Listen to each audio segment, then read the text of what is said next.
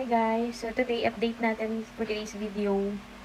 Wala man tayong tulog dahil, kasi nararatol man tayo sa linog dahil sige na lang mag-aftershock dahil sa Cebu.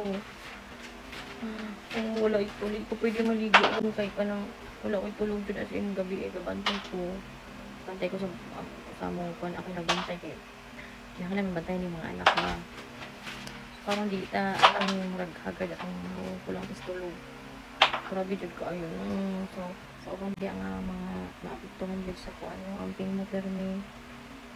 Wala ra no guys diri sa amo dapat kay South Park man ni so uban jud guys.